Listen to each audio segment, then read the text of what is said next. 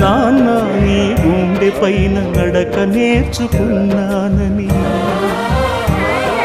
నీ చూపుడు వేలితో లోకాన్నే చూశానని, నాన్నను పూజిస్తే ఆది దేవుని కది అందునని,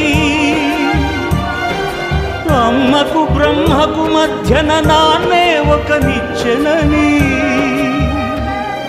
తెలియనైతి తండ్రి, ఎరుగనైతి నాన్న. నాన్నంటే నడిచే దేవాలయమని మరచితిని, ఆత్మజ్యోతి చేతుల ఆపివేసుకుంటిని. మరచిపోయి కూడా నన్ను మన్నించొద్దమ్మా, కలనైనా నన్ను కరుణి